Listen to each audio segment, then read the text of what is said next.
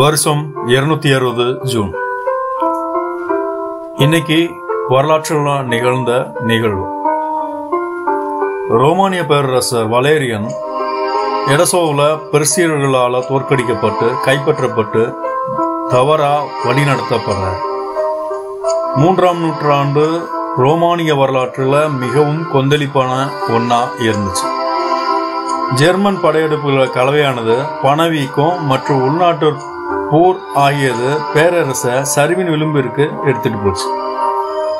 ரோமானியர்கள் தங்கள் அதிர்ஷ்டத்தை இழக்கிறாங்க. 260 ரோமன் பேரரசர் வலேரியன் பாரசீக மன்னர் சாவோர்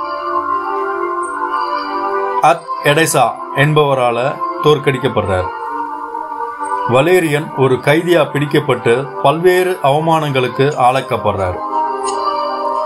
சிறைப்பிடிக்கப்பட்டு இறந்தும் போறார். 4ஆம் நூற்றாண்டுல கிரேட் அலெக்சாண்டரால கைப்பற்றப்பட்ட பிறகு பெர்சியா 224-226 வரை சசானிய வம்சம் ஆட்சிக்கு வரும் வரை வெளிநாட்டு வம்சங்களால ஆளப்பட்டது. தீவிரமான மற்றும் லட்சியம் கொண்ட சசானியர்கள் பெர்சியாவிற்கு அச்சமிட் வம்சத்தின் கீழே கிமு 559-330 வல்லரசு அந்தஸ்தை மீண்டும் பெற விரும்புகிறார்.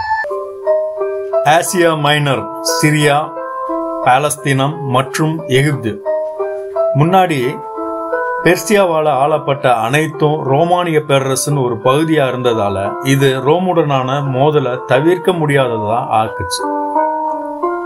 258ஆம் ஆண்டுல சாபூர் மன்னர் ரோமானிய நட்பு நாடான ஆர்மீனியாவை கைப்பற்றி மத்திய தரைக்கடலுக்கு முன்னேறி சிரியாவின் அந்தியோக்கியாவை கைப்பற்றார். ரோமானிய பேரரசர் வலேரியன் ஒரு எதிர்த்தாக்குதலை தொடங்குகிறார். அந்தியோக்கிய மீண்டும் கைப்பற்றாரு. யூப்ரட்டிஸின் குறுக்கே சபுரை திருப்பி அனுப்புறார். வலேரியன் எடெசாவில் தோற்கடிக்கப்படுறார். போருக்கு பிறகு ரோமானிய அதிர்ஷ்டம் ஒரு புதிய தாழ்வுக்கு செல்லுது.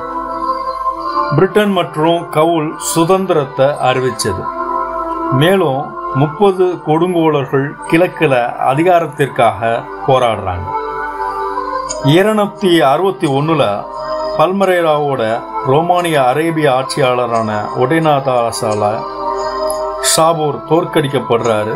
ரோமானியர்கள் 274ஆம் வருஷத்துல ஒடேனாதாஸ் விதவையான ஜெனோபியாவை தோற்கடிச்ச போது அப்பகுதியோட கட்டுப்பாட்டை மீண்டும் பெற்றுறாங்க. இந்த காணொலி உங்களுக்கு பிடிச்சிருக்குன்றதை நம்புறேன். மறக்காம சப்ஸ்கிரைப் பண்ணிடுங்க. பெல் பட்டன் அழுத்த மறந்துடாதீங்க. நன்றி. ஜெய் ஹிந்த்.